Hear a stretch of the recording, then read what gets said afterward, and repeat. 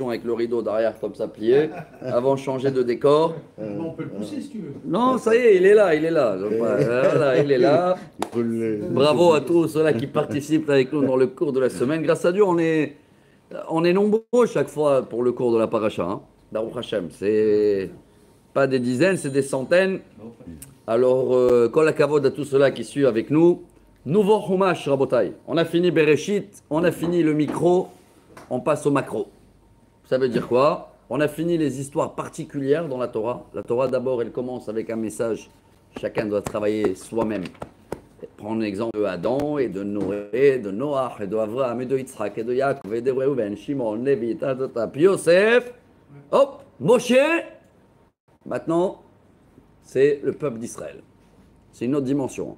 C'est important, parce que des gens qui font aussi à l'envers, c'est pas bon. Il y en a qui veulent s'occuper de tout le monde, mais de sa propre famille, ils ne s'occupent pas. Ou qui est bien à l'extérieur, pour les gens, pour le public, il est bien, mais soi-même, il n'a pas travaillé. Tout ça, c'est faux. Donc la Torah, comme les maximes des pères, nous apprend d'abord le savoir-vivre des Eretz, d'abord les histoires des patriarches et de tout le début de l'humanité. 26 générations. Hein. Il fallait pour former le peuple d'Israël et pour pouvoir que maintenant démarrer les devoirs de l'humanité. Hein. Jusqu'à là, on n'a pas de Torah encore. Hein. On n'a pas reçu la Torah. Même là, hein, on ne la reçoit pas encore, mais la dernière étape avant de recevoir la Torah, c'est l'esclavage de l'Égypte.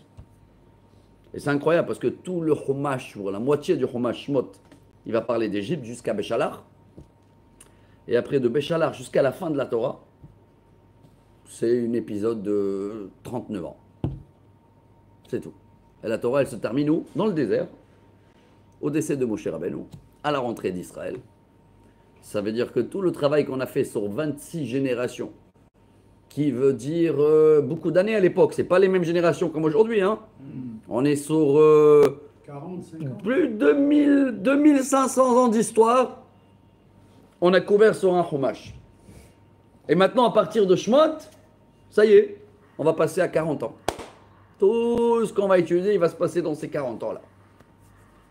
Alors voilà cette petite préface importante, en tous les cas, je pense, pour ce nouveau Chumash, qui s'appelle en français, j'ai jamais retenu le mot, il y en a les noms, mais ils m'ont dit... Les nombres.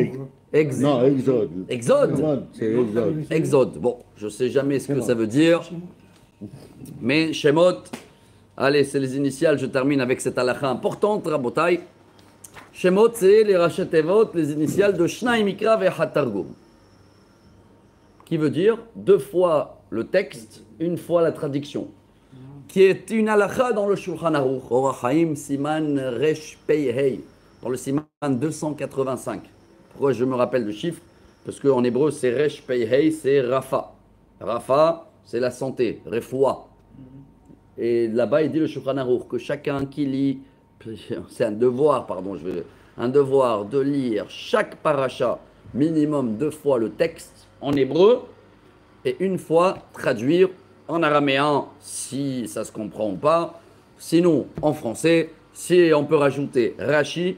C'est pour ça que grâce à Dieu, ça fait des années qu'on fait ce cours-là et on essaye toujours de lire tout le texte en hébreu une fois. Et comme ça, quand on va venir écouter Shabbat, ça peut compter comme une deuxième fois. Hein. D'accord? À ceux-là qui veulent faire 2 fois avant Shabbat, c'est l'idéal. Comme ça, quand ils arrivent Shabbat, c'est déjà la 3e fois qu'ils écoutent le texte. Oui. Mais si on n'a pas pu, au moins on a... C'est beau parce que c'est une halakha que Dieu il nous demande. Tu ne peux pas venir Shabbat comme un touriste, entre guillemets. Allez, c'est quoi la paracha? Je vais découvrir tout de suite. La paracha, c'est le message divin de Dieu pour la semaine.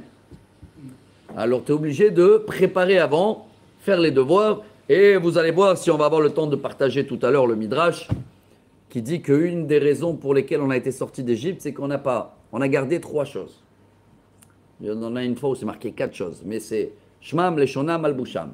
Notre prénom, hébraïque, notre langue, hébreu, ou la langue de la Torah, et notre vêtement, les habits. Et j'ai fait une allusion cette semaine à la synagogue, je parle à la synagogue. Les habits, il y a quelqu'un qui vient à la synagogue sans kippa? Non.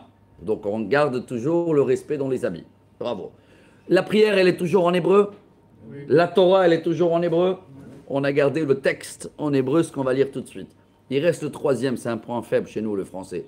Gérard ou Robert ou machin, ce serait bien que ce nom reste dehors de la synagogue. Oui, bien sûr. Ce serait bien que quand on rentre à la synagogue, on applique ce troisième élément. Rappelez-vous, ces trois-là, c'est un midrash. C'est un midrash qui dit qu'on est sorti d'Égypte parce qu'on a gardé ces trois identités. Alors, voilà la petite allusion qu'on a fait cette semaine. On va essayer de reparler Shabbat. Non, Dov, c'est en hébreu. Ouais, et c'est vrai que moi, j'essaye, Baruch Hashem, que tous les gens de la synagogue, je le rappelle, en tous les cas, la synagogue, hein, dans leur nom hébraïque. Pas Robert, machin, Christian, non, Christian, pas. Ça reste dehors. Voilà un petit point à méditer, Rabotai. Et après cette magnifique préface, bon, si on a des gens qui n'ont pas de nom hébraïque, c'est le moment, ce Shabbat, pourquoi pas, choisissez un nom, allez voir le rabbin à la synagogue, et il va l'annoncer. Il n'y a pas plus beau de prendre un nom, un Shem, dans la paracha de Shemot. C'est le moment, d'accord?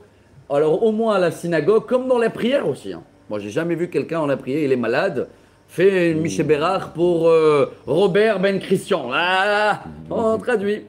Abraham ben, je sais pas comment il s'appelle, Christian en hébreu. Ben Abraham. Abraham ben Abraham. Bravo. Ok, Rabotai. Allez, Beruchim Abaim, Eli Baruch Haba. Première phrase.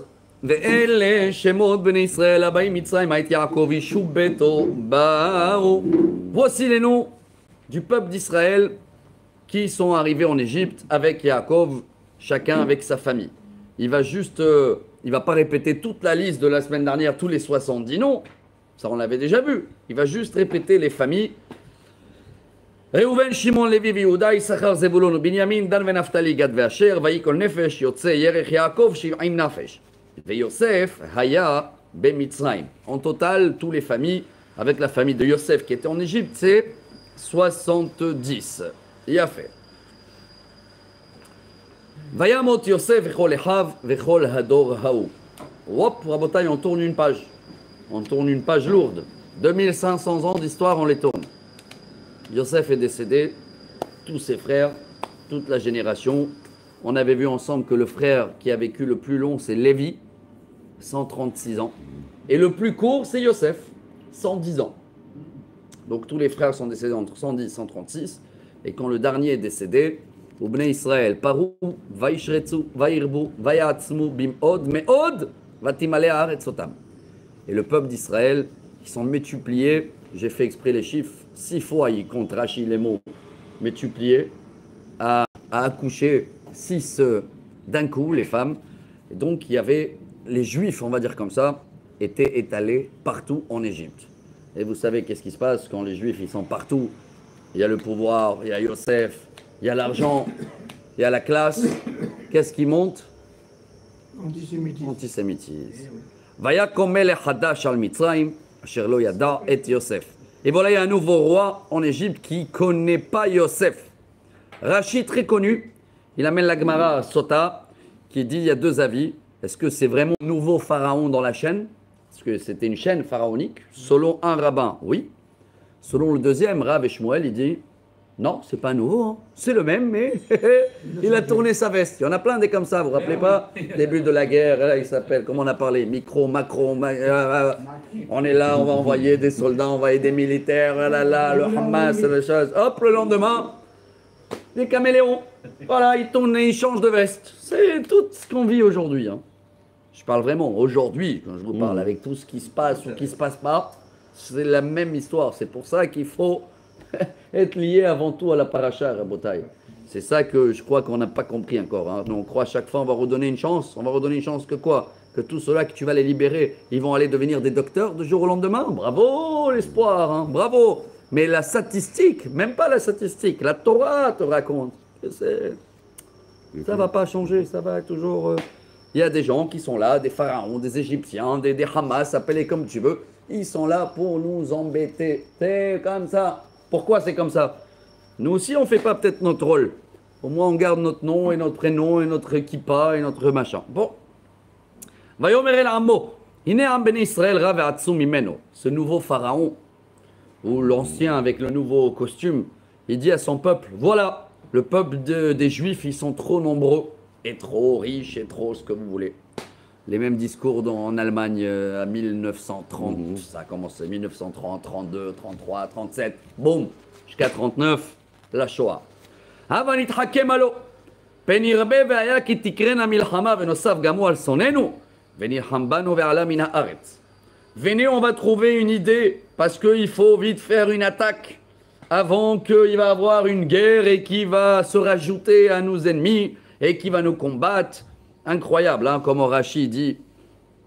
J'imagine comment les Juifs qui apportent tout, qui sont là, qui n'ont jamais voulu faire la guerre ou se révolter, il a soi-disant peur d'eux, qui sont derrière tous les coups du monde, derrière le Covid, derrière, ils vont toujours accuser les Juifs, quoi qu'il arrive. Alors lui il décide de וישימו עליו שרי מיסים למען ענותו בסבלותם, ויבן ערי מסכנות לפרעה את פתאום ואת רעמסס.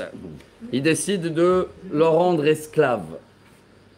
Et ça revient beaucoup dans les Midrash et dans le Talmud, quand ils travaillent trop, et surtout pour rien, parce que c'est pour rien, selon les Midrash, Rashi l'amène, hein, ils construisaient, ils détruisaient, ils reconstruisaient, ils détruisaient. Combien ils sont morts dans toutes ces pyramides-là, de toutes ces choses.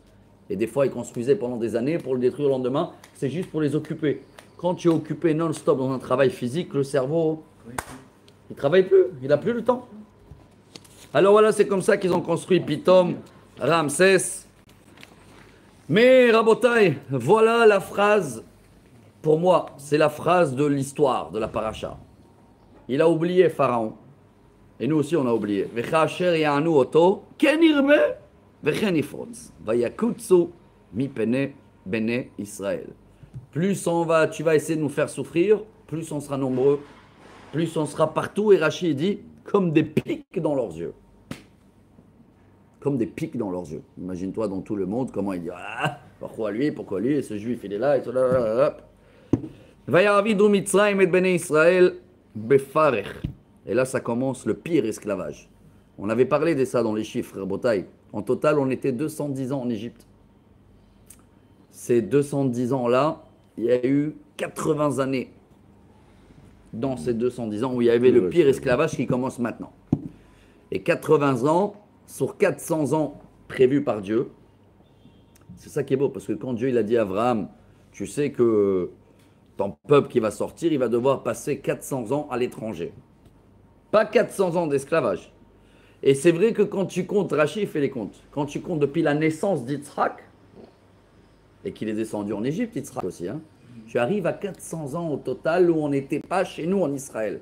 Mais sur ces 400 ans, tu comptes 210 ans d'esclavage, et dans les 210 ans d'esclavage, tu comptes 80 ans de pire esclavage, parce que ça va être depuis la naissance de Moshe maintenant, jusqu'à, vous allez voir tout à l'heure, qu'il va avoir quel âge quand il va nous sortir? 80 ans. Ça fait combien en mathématiques? 80 sur 400? 20%. Pile. Un cinquième. Vous vous rappelez Yosef dans la paracha Vaïgash et Vaïahi qu'il avait fait instaurer une loi que Pharaon, il mérite que 20% de taxes. Vous vous rappelez ou pas? C'est grâce à Yosef. Aïdoud Beye Yosef Sabo. Voilà le Teilim qu'on lit tous les jeudis. Yehosef, on va rajouter le 5. Hamza, un cinquième. Aïe aïe aïe, וימררו את חייהם בעבודה קשה בחומר ובלבנים ובכל עבודה בשדה את כל עבודתם אשר עבדו בהם בפרך. Maror, ils ont rendu la vie amère, travail dur. Même les pierres, il les fournit pas. Il fallait les créer, même les pierres, les champs, tout. Befarech. Pour les Midrash, je vous laisse faire les devoirs. Shabbat. Perach, il dit le Midrash et la Gemara. Et on le lit dans la Gada de Pessah, parce qu'au début, Pharaon, il a dit, allez, moi aussi, je me mets au travail. Vous connaissez l'histoire. L'appel, allez, prenez tous l'appel. Après, il a dit, très bien, combien tu as fait dans la journée? Voilà, chacun qui fait plus demain, il est payé plus. Et il a tiré les limites de tout le monde jusqu'à qu'ils ont prouvé qu'ils sont capables de faire ça. Et quand ils sont capables de faire ça, et le lendemain, il n'y a plus de salaire, hop, tu deviens esclave. C'est beau, j'ai lu quelque chose chassidique qui dit que ceux-là qui avaient confiance à Dieu,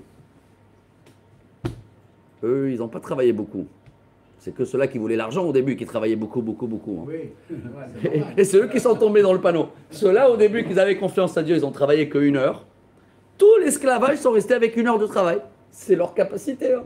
D'accord? Alors, regardez combien nous aussi, dans le travail, ou dans tous les efforts matériels, on doit faire l'effort qu'il faut, mais il ne faut pas oublier que le reste, c'est Dieu. Hein. Il y en a qui font trop d'efforts et après, ils sont baignés dans le trop d'efforts. Il y en a, les pauvres, ils travaillent 15 heures par jour. Les pauvres, ils n'ont jamais su que peut-être en travaillant moins, ils peuvent gagner la même chose, voire plus. Hein. Mais il faut prier et marcher avec Dieu. Bon, Paro, il voit que malgré tout ça, il se multiplie toujours le peuple juif. ויאמר מלך מצרים למיילדות העבריות אשר שם האחת שפרה ושם השנית פועה. Et là, il va commencer à diminuer la production, les naissances. Il appelle Shifra et Poua. Il dit Rachid, c'est Yocheved et Myriam. Shifra en hébreu, c'est Meshaperet. Elle avait le bébé. Poua, elle faisait un re-bébé. Vous vous rappelez ou pas? Un re, elle rigolait avec les bébés et tout. Regarde comment la Torah, elle dit quelle qualité c'est de s'en occuper. Alors il les attrape et il leur dit Vayomer beyaletchen et haivriot uriten ala ovnaim im benu va'amiten oto v'im bati v'chaya. Et là il annonce le nouveau décret. Tous les garçons, il faut les tuer dès leur naissance. Il n'y a que les filles qu'il faut laisser. Et Rachid dit ces astrologues de Pharaon, ils ont dit cette année, le délivreur, comme ça on l'appelle en français, le sauveur d'Israël, il va naître. Donc il a décidé de jeter tous les enfants dans l'eau. Bientôt il va aggraver, même les Égyptiens. Hein. Tous les enfants, tous les enfants. ותראינה המילדות את האלוהים ולא עשו כאשר דיבר עליהן מלך מצרים ותחיינה את הילדים. En deux mots, ils ont fait l'inverse. Ah, les Shifra et Poua, Yocheved et Myriam, qui sont les chefs de tous les sages-femmes qui accouchent, ils ont fait l'inverse. Ils ont donné même à manger et nourrir toutes les femmes qui n'avaient pas les moyens pour avoir des enfants. Voilà, Rabotai, la première montée.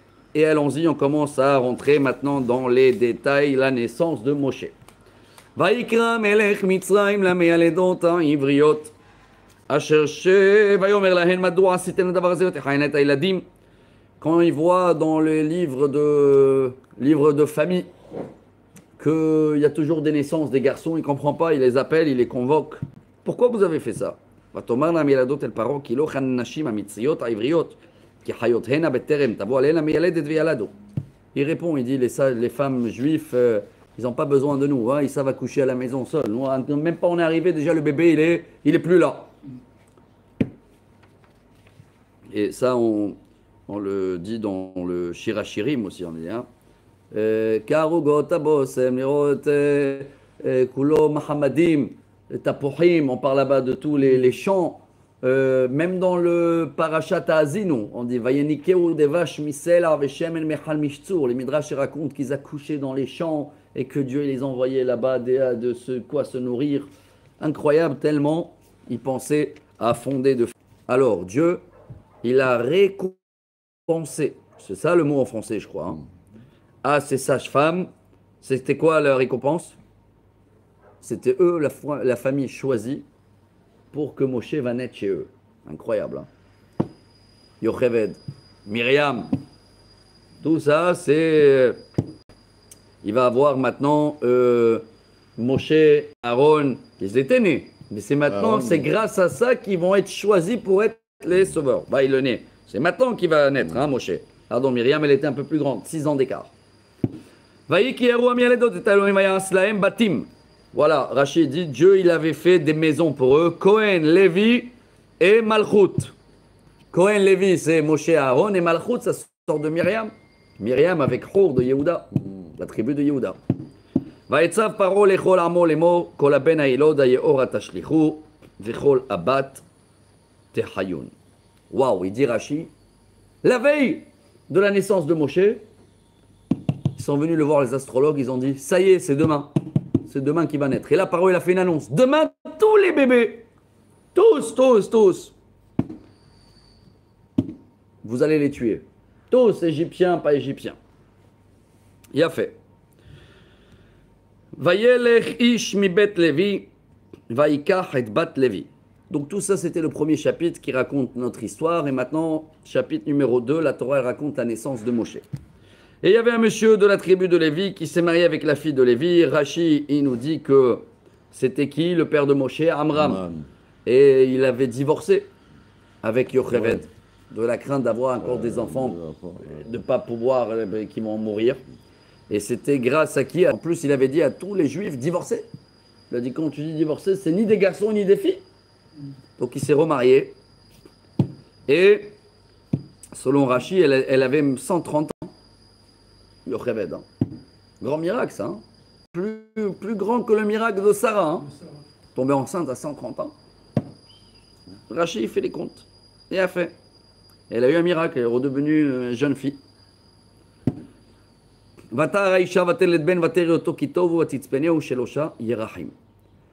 Elle a accouché Moshe au 6e mois. Et elle a vu qu'il est bien. Rachid dit toute la maison, elle est devenue lumineuse. Alors elle a gardé pendant 3 mois. Et après 3 mois, il y a eu le contrôle technique. Les Égyptiens, ils savaient quand la femme est enceinte et ils passaient vers la date de l'accouchement.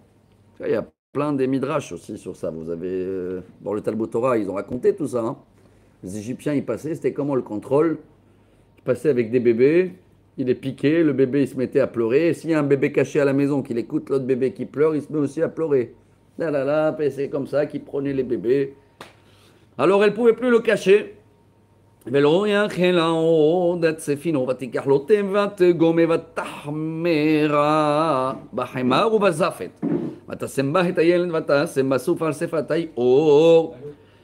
pouvait pas le cacher. Alors elle a pris un berceau. Pas comment on appelle ça? Un berceau. On l'appelle Moïse. Hein, Moïse? Le berceau, oui. Ah, le berceau de Moïse, bravo. Il était comme ça en bambou. Elle a mis du goudron autour. Elle a mis un peu de hachot à l'intérieur. Et elle a mis dans le Nil. Vatetzetza, vatetatza, vachoto merachok, ledea ma yase lo. Et sa sœur Myriam, elle surveille de loin. Qu'est-ce qui va se passer avec ce bébé abandonné dans le Nil? Incroyable cette belle histoire qu'on la connaît tous. Hein. Comment tous les fils sont attachés dans tout le... ותרד בת פרעה לרחוץ על היאור ונערותיה הולכות על יד היאור ותראה את התיבה בתוך הסוף ותשלח את המטה ותיקחיה. La fille de Pharaon, appelée la Batia si vous voulez, elle va se baigner ce jour-là. Là aussi il y a plein de midrash. Elle va se baigner, elle va se convertir, elle va se... mais elle, déjà elle a grandi d'un autre esprit dans le palais de son père. Et elle voit le Moïse, le berceau de Moïse. Elle envoie ou sa main ou sa servante. Il y a 2 versions dans la Gemara. Vous connaissez tous le dessin que sa main elle est devenue très longue. Elle prend le bébé, va tiftar, va tirer au tayelet, vene na'ar bouché. Va tahamol alav, va tomer, miyalde a ivrimze. Elle ouvre, elle voit l'enfant. Il pleure. Elle a la pitié, elle dit c'est un enfant juif, hébraïque. Comment elle a vu? D'abord, il était circoncis, il était né circoncis. Ouais. Et en plus, tu voyais la différence aussi à l'époque. N'oubliez pas, les Égyptiens, la majorité étaient noirs. Hein. Oui. Et même petit détail. Hein. Vous avez remarqué, petit détail aussi tous? Oui. Ils n'ont jamais trouvé une momie grande. Hein. Non, ils sont petits. Hein. C'est vrai que ça colle, selon les midrash, par an, il faisait 50 cm. Hein. 50 cm. Ouais. Le grand pharaon, il était tout petit. Hein. Et c'est vrai, regarde un peu ce qu'ils ont trouvé, la Totanakamon, machin, je sais pas quoi. C'est des petites choses. Hein. C'est pas comme aujourd'hui les grandeurs de 1 mètre et quelques, c'est des tout petits. Et selon la Gemara, il avait fait tous les portes de son palais selon sa taille pour que tout le monde se prosterne aussi. Hein. Et c'est comme Moshe, il arrive que les portes ils sont montées. C'est là où il a compris que les choses ils ont changé.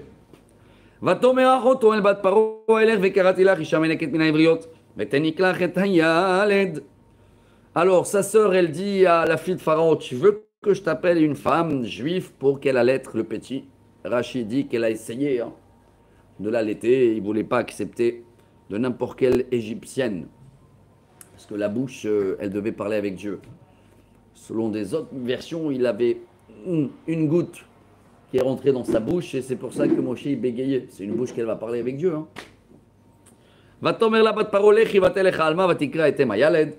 Vite, Myriam, elle va chercher une femme pour l'allaiter. Elle va appeler qui? Sa mère. Sa maman. ותאמר לה בת פרעה הליכי את הילד הזה וניקהו לי וניתן את שכרך ותיקח האישה הילד ותניקהו. La fille de Paro dit, Madame, vous pouvez s'en occuper de ce bébé et je vais vous payer. Elle a dit, bien sûr. Elle a pris le bébé chez elle à la maison. En grand, on avait vu ça ensemble. Regardez comment Dieu il fait les choses. Moshe revient à la maison et maintenant il est protégé de la princesse, plus salaire payé tous les mois. Par contre, il a grandi, on ne sait pas combien de temps ici selon les Midrash, hein, mais il a grandi toute son enfance où?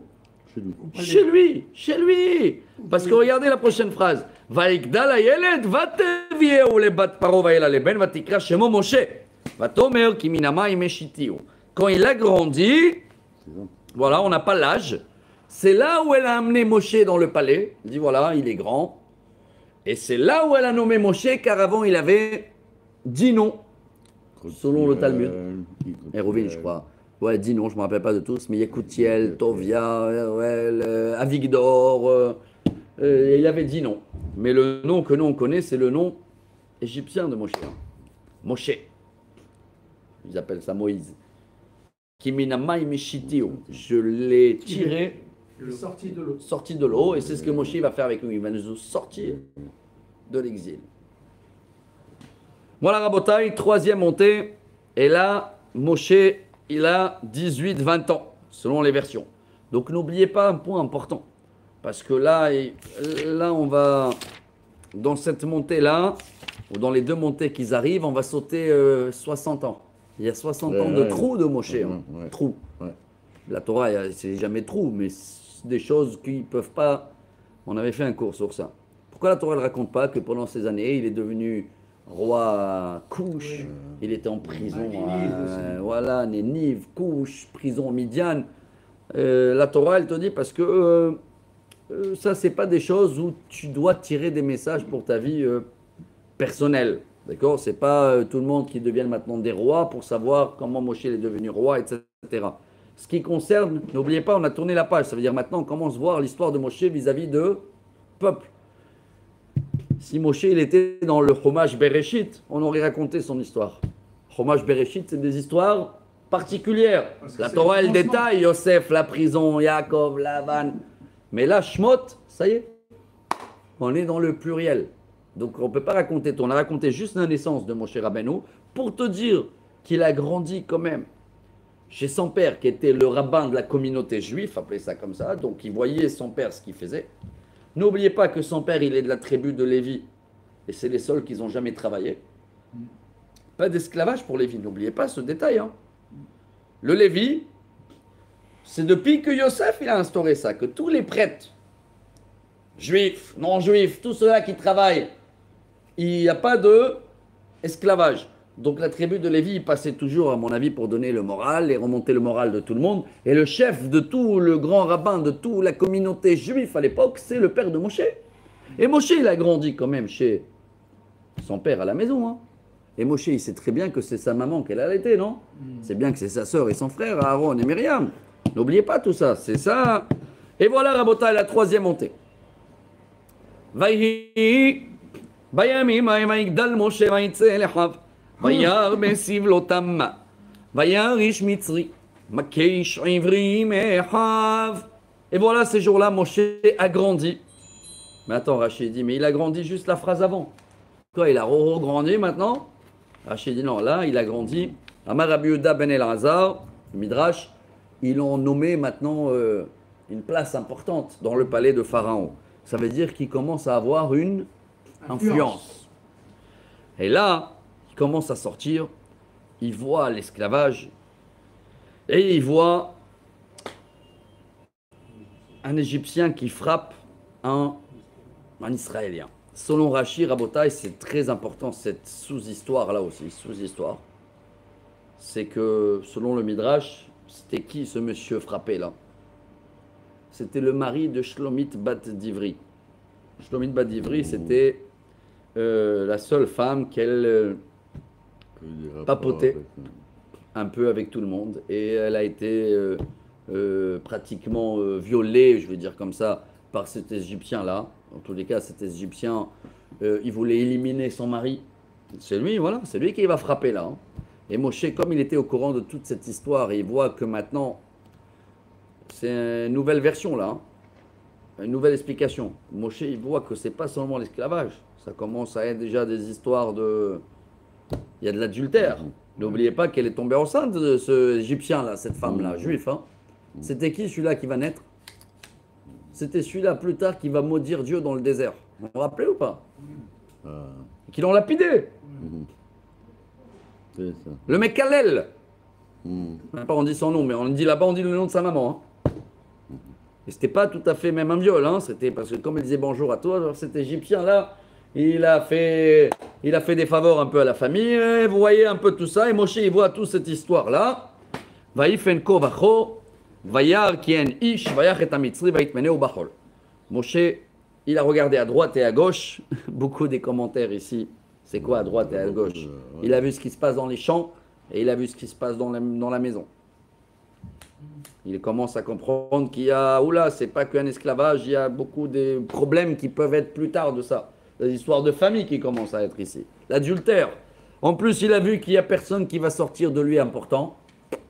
Alors, il a tué.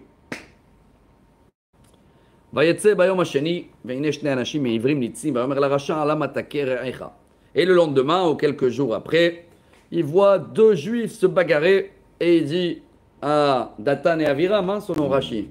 Vous connaissez les noms, ceux-là, c'est des grands stars. Tout le désert jusqu'à l'histoire de Korah, ceux-là. C'est eux les premiers à faire des problèmes. Ils y bagarré, et il dit, hein, pourquoi tu frappes l'autre? Et alors là, regardez la réponse. Vayomer, misamcha le ishar veshofet alenu, ale organi ata omer ki asherakta et amitzri. Vayira Moshe vayomar achen noda adavar. Et il répond à Moshe, il dit, qui tu es toi maintenant, hein? Tu veux être le patron? Tu veux me tuer comme tu as tué l'Égyptien hier? Et là, Moshe, il dit, aïe, aïe, aïe, aïe, aïe, ça y est. C'est connu de tout le monde. C'est connu de tout le monde, mais Rachid dit, c'est, ça y est, j'ai compris. J'ai compris quoi? Voilà le message pour nous du jour aujourd'hui, Rabotai. Qu'est-ce qu'il dit Rachid? Un Rachid incroyable. Hein? Moshe, il ne comprenait pas jusqu'à ce jour-là pourquoi les Juifs méritent d'être des esclaves et dans l'exil. Il ne comprenait pas, lui, Moshe. Connaissait son histoire quand même, il a grandi chez son père, non? C'est bien que son père, c'est le petit-fils de Lévi. Et il connaissait l'histoire de Yaakov et Abraham et tout. Et Moshe, quel âge il a? 20 ans, il ne comprend pas pourquoi les Juifs sont en train de souffrir. Et là, il dit, j'ai compris. Qu'est-ce qu'il dit, Rachid? Il y a des délateurs. Ouais. Aïe, aïe, aïe, aïe, aïe, aïe, aïe. Tu t'imagines, ils étaient prêts à le dénoncer. Il y a de la shonara. Délateur, c'est ça, non? Non, Délateur. C'est pas délateur. C'est pas de la shonara. C'est, ouais, mais des gens qui se mêlent.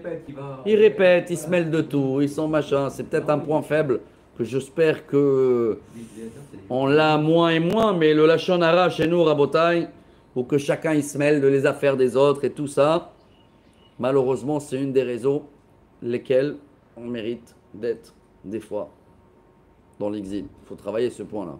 Chacun sa vie, chacun son chemin. Et alors, il a fait, il a vu, et alors? Et alors, de quoi ils se mêlent ici? Et Moshe, quand ils ont dit, oh, maintenant on va balancer, et ils l'ont balancé, hein? Ils l'ont balancé tout de suite. וישמע פרעה את הדבר הזה, ויבקש להרוג את משה, ויברח משה מפני פרעה, וישב בארץ מדיין, וישב על הבאר. Ils l'ont balancé, et apparemment celui-là qu'il avait tué, ça devait être quelqu'un d'important, hein, parce qu'il a été disparu. Hein. Ils l'ont trouvé, ils ont creusé, ils ont trouvé la tombe, ils ont su que c'était Moshe, et ils ont décidé de le tuer. Et Moshe, il va fuir jusqu'à Midian. Et voilà, Rabotai, 60 ans, hop, il tourne en une page. Retrouver tout le trou dans Me'am Loez.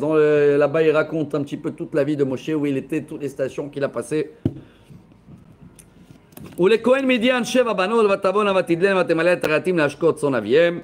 Il arrive jusqu'à Midian. C'est où Midian aujourd'hui? Jordanie.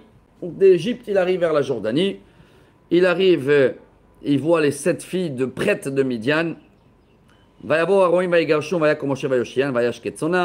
Ils avaient du mal avec les bergers qui les viraient toujours. Il les embêtait. Moshe les a sauvés. Ils arrivent tôt. Leur père, il dit, ah, qu'est-ce qui se passe, mes filles? Ah, va tomar naïsh mitzrit. Il y a un monsieur égyptien, il nous a sauvés aujourd'hui, il a fait fuir les autres bergers qui nous embêtent. Il nous a même donné à boire à nous, au troupeau. Ah, il a fait... ויאמר אל בנותיו והיו למה זה עזבתן את האיש קראין לו ויאכל לכם. Ah, il est où lui? Pourquoi vous l'avez abandonné? Appelez-le qui va manger du pain. Et dit Rachi quand il aura raconté que l'eau elle est montée vers lui. Ah, ça l'a rappelé l'histoire que tout le monde connaissait à l'époque avec Lavan, avec Rivka, pardon, que l'eau elle est montée. C'est la maman de Yaakov et Esav. Vous croyez qu'il ne connaît pas Yaakov et Esav, le prêtre de Midian? Alors il dit appelez-le qui va manger le pain. C'est quoi manger le pain? Il dit Rachi va peut-être se marier aussi avec un de vous, mes filles. Vayo el Moshe la shevet et Aish. Vaïten et Tzipora. Bito le Moshe.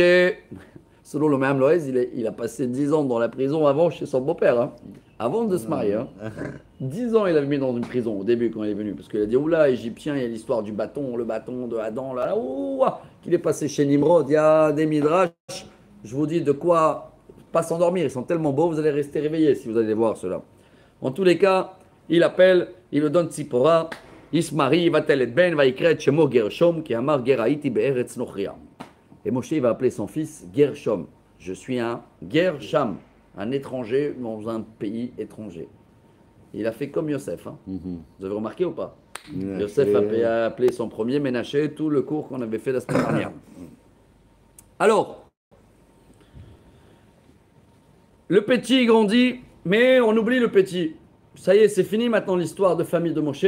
Regardez comment cette paracha, c'est entre le peuple, Moshe. Hop, on revient maintenant, zoom. À qui? Au peuple d'Israël.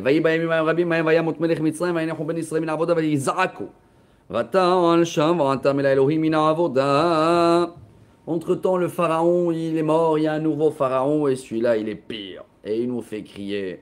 Même Rachid dit, c'est pas sûr que c'est le même. Peut-être c'est un nouveau pharaon, peut-être c'est le même et est devenu lépreux.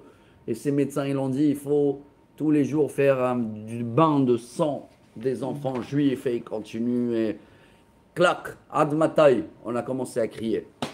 Vaishma Elohim et Nakatan, vaiskor Elohim et Berito, et Abraham, et Yitzhak, et Yaakov. Aïe aïe aïe, dommage, ils disent les commentaires ici. Rav Saadia Gaon en bas, il dit dommage qu'on n'a pas crié avant. Et j'ai crié, il fallait crier avant. Crier qui? Dieu, pas Aline. Il fallait dire Hachem, bien se réveiller avant. Pas quand on crie quand c'est là. C'est dommage, hein. Si des fois on apprend de crier, prier bien avant. Alors quand c'est le moment et c'est le timing, Vayar Elohim et Bnei Israël, Vayeda Elohim. Dieu, il a vu ce qui traverse le peuple d'Israël et que Dieu, il sait. Voilà comment je traduis cette phrase-là. Il y en a qui disent, et Dieu, il se rappelait. Quand il se rappelait quoi? Il avait oublié jusqu'à aujourd'hui. Il y a des timings, mais on a bien compris. On n'est pas les comptables de bon Dieu. En tous les cas, quand c'est le moment, il arrive. C'est le moment. 4e chapitre, Rabotai. 4e montée. Timing, ça va. Au Moshe. Aïe, aïe, aïe, le buisson ardent. Voilà l'histoire. Regardez comment tout est synchronisé. Moshe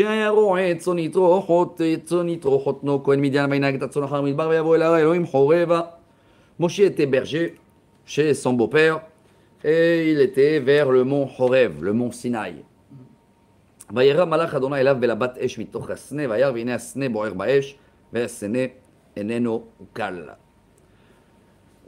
a une petite touche du rabbi très beau. Vous connaissez tous le midrash très connu que c'est quand le jour où Dieu il a décidé de appeler Moshe avec le buisson ardent, c'est le jour où Moshe il est parti récupérer le petit brebis. Vous connaissez cette histoire-là? Un petit brebis, il marchait derrière le troupeau, il était fatigué, il avait soif. Moshe il a pris, il a donné à boire, il a mis sur les épaules. Ça y est, c'est la journée où si Moshe s'occupe comme ça d'un brebis, il peut s'en occuper de mon peuple. Ça c'est le midrash. Le rabbi rajoute quelque chose de très beau. C'est très rabbi de Lubavitch ça. Hein. C'est quoi? Il ne faut jamais abandonner aucun juif dans le monde. Même les petits brebis, n'importe quel juif qui est perdu et qui a soif, ne l'abandonne pas. Voilà mon cher Rabbeinu. Quelle force, Rabotai. Quelle force. On n'abandonne jamais aucun juif dans le monde entier. Alors, c'est là la journée où il y a le buisson ardent avec le feu. ויאמר משה אסור נא ורד המרי הגדול הזה מדוע לא יבער הסנה. Vayar Adonai Kisar Lirot Vaikra Elav Elohim Mitorasne Vayomer Moshe Moshe Vayomer Ineni. Alors je vous fais vite le résumé parce que Moshe il regarde pendant 7 jours selon le Midrash. Il se rapproche, il écoute même une voix. D'abord il voit quelque chose qui n'est pas normal. Hein. Il voit du feu et le buisson ardent est toujours là. Le lendemain il continue, il revoit le feu. Moshe, ça l'a mis 7 jours et on avait parlé qu'il avait payé plus tard ces 7 jours. Dieu les a fait payer à Moshe. Hein. C'est parce qu'en grand, Moshe, il a fait patienter Dieu pendant 7 jours. 7 jours, Dieu, il a mis le, comment on appelle ça dans la pêche? Il a mis l'appât oui. pour qu'il vienne. Et Moshe, 7 jours, il hésite. Mais tout ça, c'est des calculs de Dieu. Quand Dieu il a rendu ça, vous vous rappelez ou pas? C'est un midrash au nom de Rabbi Lévi. Quand ils ont construit le tabernacle, c'est Moshe qui a fait le rodage pendant 7 jours. Il a appris tout le travail, Dieu a Moshe. Tu montes, tu démontes les sacrifices. Et toi, après 7 jours, Dieu il a dit à Moshe, tu as tout compris, comment ça fonctionne? Moshe il a dit oui. Alors Dieu il a dit ok, maintenant c'est ton frère qui prend la relève. Hein, il dit quoi? 7 jours tu m'as fait travailler pour rien? Dieu il a dit 7 jours tu m'as fait attendre pour rien à l'époque, dans le buisson ardent. Bon, mesure pour mesure, Rabotai. Alors, Vayomer Moshe, Moshe, il écoute, je suis là. Vayomer al tikra valom shal na'alecha ma'araglecha ki hamakom asher ata omed alav admat kodeshu. La voix le dit, enlève tes chaussures. C'est une terre kadosh. Rappelez-vous, enlève les chaussures. On a commenté beaucoup de fois au nom du Talmud. Ça veut dire, Moshe, tu vas prendre maintenant un nouveau chemin. Il faut changer les chaussures. Symbolique. Ça revient plusieurs fois. Avec les frères de Yosef, ils ont acheté des chaussures. Avec une femme qu'elle ne veut pas se marier. Avec le frère de son mari qui n'a pas eu d'enfant. Elle enlève la chaussure. Khalitza, tout ça au nom des chaussures. Route avec Boaz, chaussures. ויאמר אנוכי אלוהי אביך אלוהי אברהם אלוהי יצחק ואלוהי יעקב. ויסתר משה פניו כי ירא מהביט אל האלוהים. Et là il écoute la voix de Dieu. Je suis Dieu, le père d'Abraham, le père de ton père, le père d'Abraham, Yitzhak et Yaakov. Moshe il avait honte, il voulait pas regarder. ויאמר אדוני ראו ראיתי את עוני עמי אשר במצרים ואת צעקתם שמעתי מפני נוקסיו כי ידעתי את מכאוביו. Dieu il dit j'ai vu, il y a 2 fois le mot. La souffrance de peuple, leur cri j'ai écouté. Maintenant, Moshe, il n'y avait pas de Facebook, de télé à l'époque. Moshe, il n'est pas au courant de ce qui se passe, mais il se rappelle que quand il a fui à 60 ans, déjà, ils étaient esclaves. Donc, il s'imaginait que c'est devenu pire et pire, Moshe. וירד להצילו מיד מצרים לעלותו מן הארץ ההיא לארץ טובה ורחבה אל ארץ זבת חלב ודבש של מקום הכנעני החיתי והחיתי והאמורי והפריזי והחיבי והיבוסי. Dieu dit ça y est, c'est le moment de descendre pour le sortir d'Égypte et le monter dans cette terre-là. Oui, c'est là, elle est une bonne terre, large. Zavat halav udvash, le lait, le miel. La terre où il y avait les 7 nations ici, à Kenania, Hiti, Amori, Prizi, Vachivi, Vaïboussi. Maintenant, n'oubliez pas que Moshe, il connaît l'histoire. Hein. Son père, il a raconté l'histoire qu'on va retourner un jour en Israël. Son père, c'est le petit-fils de Yaakov.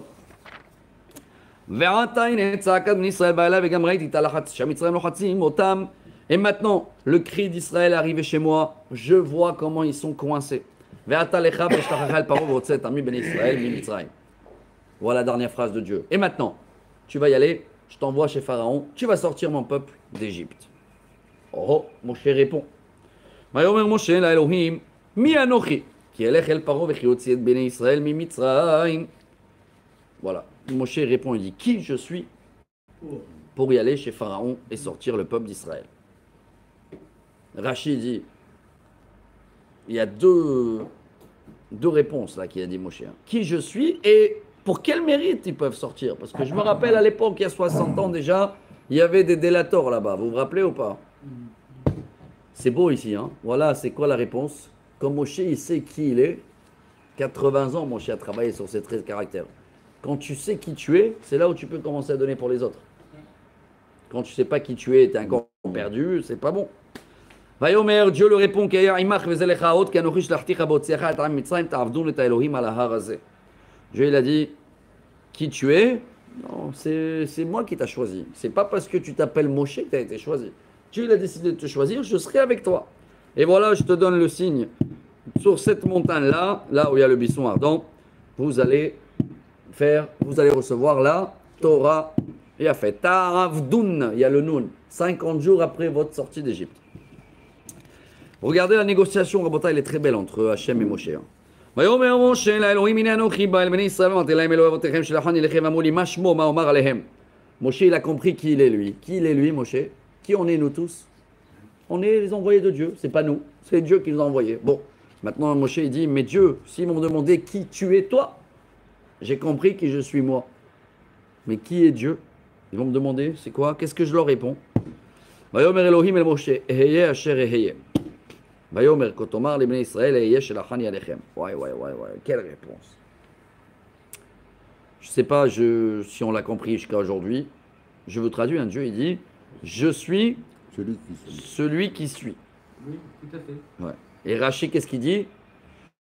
Je suis avec eux dans cette galère-là, dans cet exil, comme je serai avec eux dans les autres exils. J'imagine cette réponse.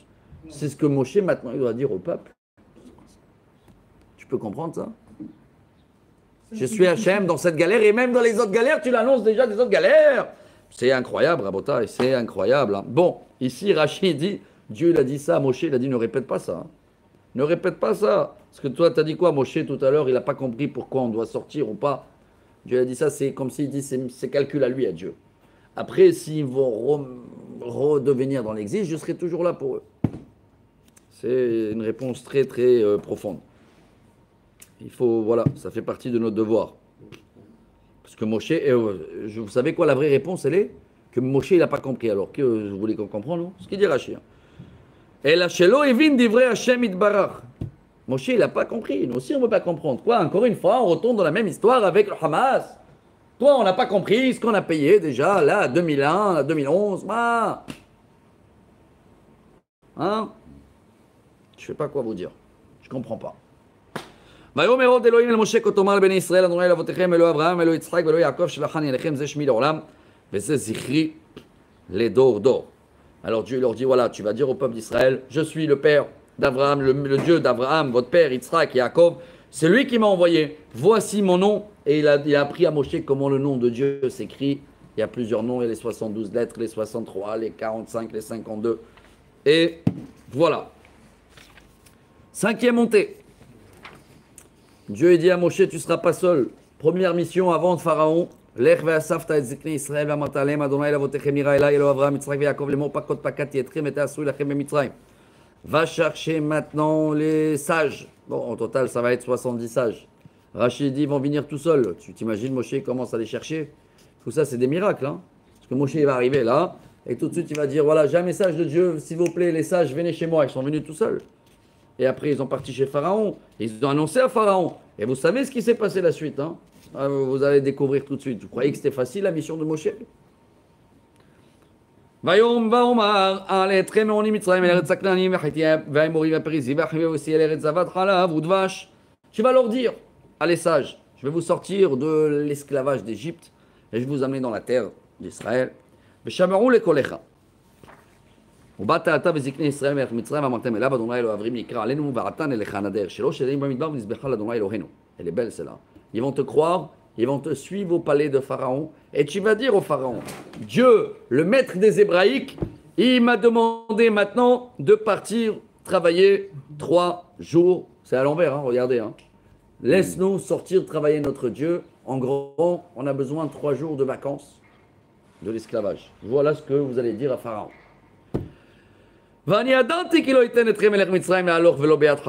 Dieu dit, je sais qu'il ne va pas vous laisser partir. Toute cette négociation que pour 3 jours, tu t'imagines, Pharaon, combien il tient, il négocie. Et il ne va pas lâcher malgré les 10 plaies. Ouais, je sais, tu comprends l'allusion avec aujourd'hui, avec l'affaire du Hamas, vous comprenez, malgré les plaies, malgré tout ce qu'ils encaissent, malgré les choses, ils jouent les forts. Tu sais, inexplicable, ils jouent les forts. Là, on a gagné, regarde, qu'est-ce qui reste là-bas, Gaza, on a gagné. Mais c'est pareil avec Pharaon. On a dit au début du cours, toute l'actualité est là, Rabotai.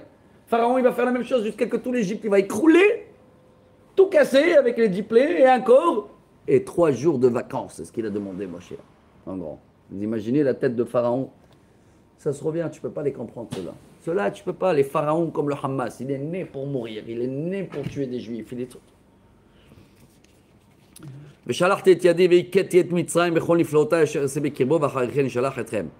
C'est quand il va vous refuser, je vais frapper l'Égypte avec des miracles. À tel point, quand vous allez pas avec les poches vides. Hein. ושאלה אישה משכנתם מגרה ביתה כלי כסף וכל זהב ושמאלות ושמתם על בניכם ובנותיכם ונצלתם את מצרים. Vous allez sortir avec de l'or et de l'argent, tout ça. N'oubliez pas combien de temps ça va passer depuis cette promesse de Dieu jusqu'à la réalisation. Un an. Bravo, un an. Et pendant cette année, c'est pas évident de tenir la route. Hein. Même Moshe, plusieurs fois, il a dit Dieu, ce qui se passe, il ne nous lâche pas. Dieu dit continue 10 fois, vous allez voir. Tac, tac.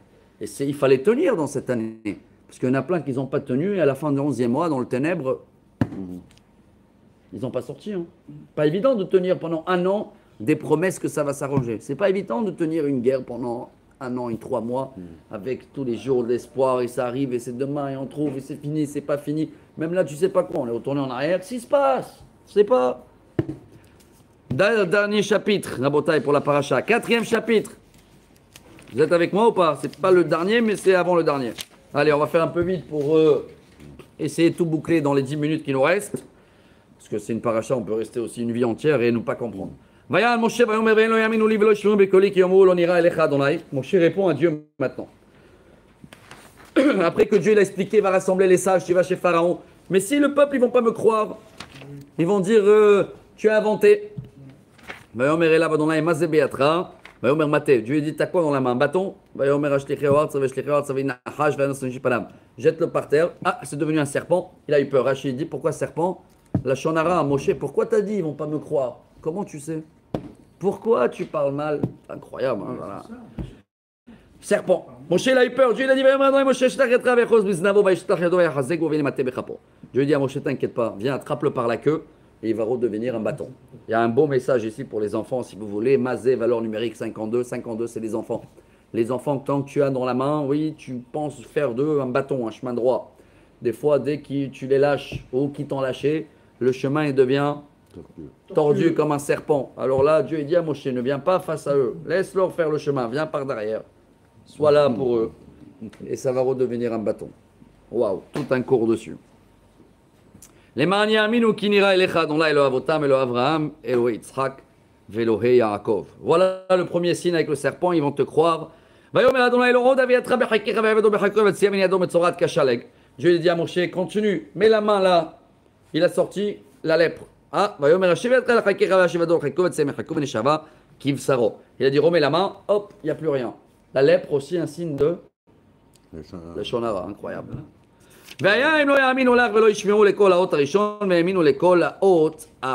S'ils ne vont pas te croire sur le premier, le serpent là, parce qu'ils vont faire pareil les Égyptiens, tu vas voir que le peuple d'Israël, ils vont te croire sur le deuxième parce que tu vas leur dire que tu as parlé de la Shonara sur eux et que tu as eu ça. Et donc ils vont comprendre que la faute de la Shonara il y a 60 ans avec Datan et Aviram, les délateurs, a été réparée d'une certaine manière. Et sinon, ils ne croient pas les deux, il y a un troisième. Et il fallait l'utiliser.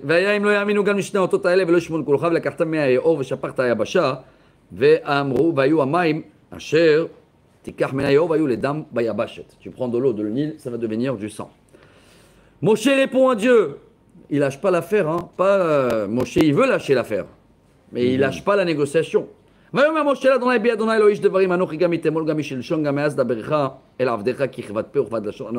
Dieu, tu vois bien que ça fait 7 jours je passe devant. Depuis hier, avant-hier, il dit Rashi. Je bégaye, je veux pas.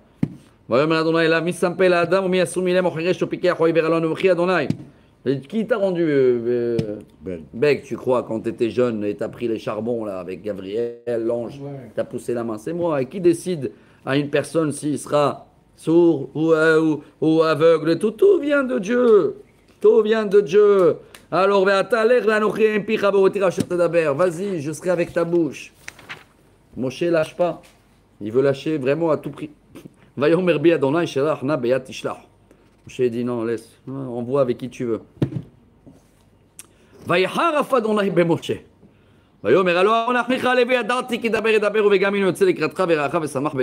Waouh, Rabotai. Dieu se met en colère avec Moshe. 3 fois, Moshe, il veut échapper la mission. Alors bon, mais c'est pas une colère de punir, hein. C'est une colère parce que Moshe était l'homme le plus modeste sur terre, la Torah, elle témoigne. Donc il voulait pas le faire, mais il a dit bon, si ça te gêne, ça, le dernier ingrédient que tu m'as dit là, au début tu as dit qui je suis, après tu m'as dit ils vont pas me croire, maintenant tu as dit je peux pas parler. Sur le pas parler, voilà, je vais te donner un porte-parole, Aaron, ton grand frère, il sera avec toi. Il sait parler. Et en plus, il sera très content quand tu vas l'annoncer que c'est toi qui as été choisi et non pas lui. Il est juste le porte-parole. Il a un cœur à Aaron. Oev Shalom, Rodef Shalom. Donc moi je vais parler avec toi et toi tu vas lui transmettre ce qu'il faut dire. Lui il va parler pour le peuple, toi tu vas lui dire ce qu'il faut dire, et même pour Pharaon, voilà, Moshe il va partir, Dieu dit n'oublie pas le bâton. Hein. C'est avec ça que là, ce bâton il va servir jusqu'à le rocher qu'il fallait frapper 40 ans après la rentrée d'Israël. Sixième montée, rabotage, je fais rapide. Allez, 5 minutes il nous reste. 6-7. Ouah. וילך משה וישוב אל תחתו ויאמר לו לך נא ואשובה אל אחי אשר במצרים ירד אותם חיים ויתרו למשה לך לשלום. Moshe il rentre chez lui et dit à son beau-père au revoir, tu peux me laisser partir. Il demande quand même un respect au beau-père. Oui, vas-y, לך לשלום. ויאמר אדוני משה ממדיין לך שוב מצרים כי מת כל האנשים מקשיבים את נפשך. Et Dieu il dit à Moshe, ne t'inquiète pas, hein, si tu as peur de retourner en Égypte, il n'y a plus tous les gens qui te cherchaient, ils sont morts. ויקח משה את אשתו ואת בניו וירכיבם על החמור וישוב ארצה מצרים ויקח משה את מטה אלוהים בידו. Moshe il prend sa femme, ses enfants, prend le bâton. ויאמר אדוני משה מלך דרך לשוב מצרים ראי כל המופתים שנתתי בידיך ועשת לי לפני פרעה ואני אחזק את ליבו ולא ישלח את העם. Dieu il envoie encore un message avant de partir. Sache que Pharaon il va être dur, hein, mais il faut tenir la route. ואמרת אל פרעה כה אמר אדוני בני בכורי ישראל. Tu vas leur dire que vous êtes mon premier-né, Israël. Vous avez le flambeau de l'histoire. ואומר אליך שלח את בני ויעבדני ותמאן לשלחו הנה אנוכי הורג את בנך את בכורך. Et tu vas le dire dès la première fois que s'il ne va pas vouloir vous envoyer, à la fin, tous les premiers-nés égyptiens ils vont mourir. Sur le chemin, dans l'hôtel, il s'est passé quelque chose d'incroyable, dans l'auberge. Dieu, il voulait tuer, apparemment selon certains midrash, Moshe, ou le fils, il y avait un serpent qui est venu pour l'avaler jusqu'à là. En gros, il avait oublié de faire la Brit Mila. Pas il a oublié, la Gemara dit, il voulait arriver en Égypte et le faire la Brit Mila, pas sur le chemin. Mais... voilà, il y a ce serpent-là. Vatikar Tzipora Tzor, Vatichot et Orvalat, Bena Vatagal et Regla, Vatomer Kihatan Damim Atali. Vite, Tzipora, elle réagit. Elle fait la Brit Mila avec le silex. C'était à l'époque la pierre. Et va Iref Mimeno, Azamra, Hatan Damim Lamulot. Et après, l'ange, ou le serpent, il a lâché le bébé. Il a compris qu'il fallait faire la Brit Mila avant le chemin. N'oubliez pas, la Brit Mila, c'est depuis Abraham encore, hein, ça on a déjà reçu comme devoir. Hein. Mais Moshe, il pensait qu'il fallait attendre d'arriver chemin dangereux. Dieu dit, je suis avec toi, si je te demande de le faire. Première mission avant de demander au public de faire Brit Mila, il faut que tu... Première fois où Dieu il parle à Aaron, et il envoie un message où il le parle. Va voir, ton frère il arrive.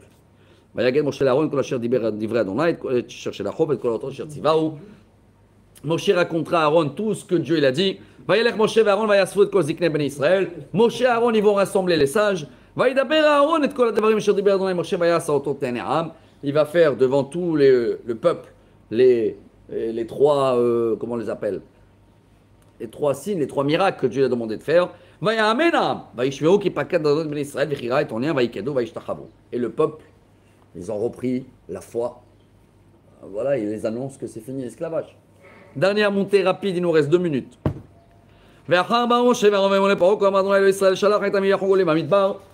que le peuple il est là, les sages ils sont là, on va chez les pharaons dans le palais.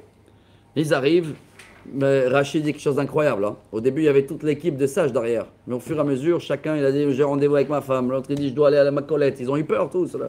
À la fin, ils se retrouvent que Moshe et Aaron tout seuls devant Pharaon. Paro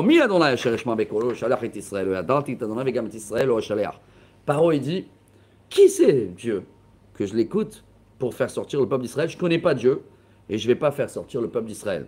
Malheureusement, il y a 2 semaines, il y en avait à Los Angeles, ils ont fait la même erreur. Il y avait une grande réunion, je l'ai vu hein, sur YouTube, ils ont mis tout. Ils sont moqués de Dieu là-bas, ils ont dit c'est le seul pays, c'est les pays des fautes là-bas, ils appellent ça. Hein. Los Angeles, ça veut dire tout est permis. Dieu ici, chez nous, il n'est pas là. Ils ont dit ça, je vois la vidéo, ils ont dit chez nous, Dieu il fait rien, il ne peut pas, c'est la ville de péché. Le lendemain, le feu il a brûlé toutes les maisons et toutes les choses, et voilà. Il est où Dieu le lendemain, il les a envoyés un incendie dans tout ce qui a été brûlé là-bas, Californie, Los Angeles. 12 000 maisons, des milliards. Les assurances, ils vont tous s'écouler, c'est déjà prévu. Hein. La veille, ils ont dit. Dieu, ils ont dit la veille, Dieu ici, il rentre pas dans cette ville-là. Il y a trop de péché pour lui. Voilà, il les a tous brûlés. Vayomero, toutes les maisons des stars, toutes les choses. Hein. Vayomero, alors Paro il fait la même erreur. Qui est Dieu? Vayomero, ils ont dit 3 jours, on demande. Il leur répond, Moshe Aaron, arrêtez d'embêter vos peuples. Allez à votre travail. ויאמר פרעה אין רבים מטעם הארץ והשבתם אותם מסבלותם ויצב פרעה ביום את הנוקשים בעם ואת שוטריו לאמור לא תוסיפו לתת תבן לעם ללבון הלבנים כתמול שלשום ילכו וכושו להם תבן. Depuis ce jour-là, Paro il a adouci encore plus l'esclavage. Hein. On dit maintenant ils vont aller chercher même la paille pour préparer et faire les pierres, les briques. ואת מתכון את הלבנים שמוסים תבול ששות השימו עלינו תגרום ממנו כי נרפים מהם הכן צועקים למון לך לזבח לאלוהינו. Et ils ne travaillent pas assez. Hein. Recharger encore plus de travail, comme ça ils n'ont pas le temps de réfléchir. Je finis la paracha. Allez, qui s'occupent de travail et arrêtez de vivre avec des mensonges. Le message il sort à tout le Béné Israël. C'est fini les briques, allez chercher les pailles.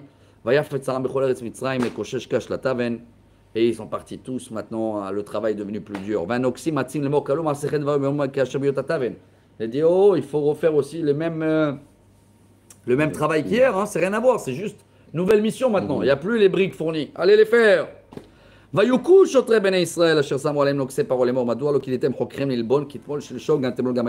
y avait les pauvres comme des capots, hein.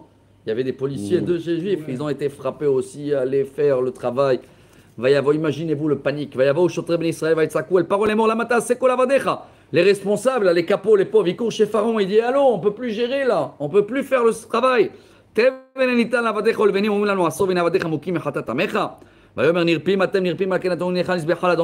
Il va leur crier par eux, il dit il y a quelqu'un ici qui est venu dire que il va vous faire sortir 3 jours de vacances. Il n'y a pas travailler.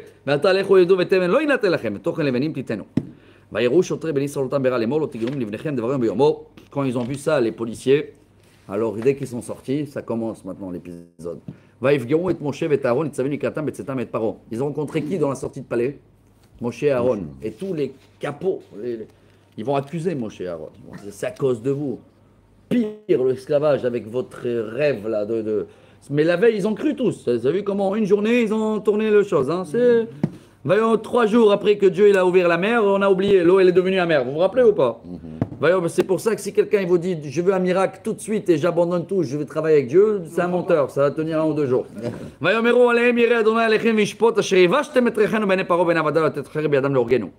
Et Capo il dit à Moshe Aaron, c'est à cause de vous, vous avez fait, comment on appelle ça, une mauvaise odeur à notre réputation. Dieu, il va vous payer. Et Dieu, il s'adresse à Dieu, il dit Dieu, pourquoi tu m'as en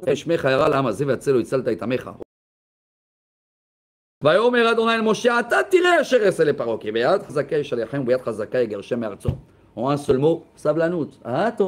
Attends, tu vas voir. Attends. Et Rachid dit, Abraham, Yitzhak, ils m'ont pas demandé, hein. Et toi, tu veux savoir qu'est-ce que c'est. Attends, il va vous virer. En grande main, on va sortir. Et on est sorti d'Égypte. Et en grande main, on va sortir de tous les galères qu'il y a là autour de nous, avec tout cela, la Hamas, le machin. On va avoir que des bonnes nouvelles. Voilà cette paracha balèze en 1 heure. Et qu'on va avoir tous des bons noms, des bonnes nouvelles, que des miracles. Shabbat Shalom, merci à tous ceux-là. Ils ont suivi avec nous. Rabbi Hanan.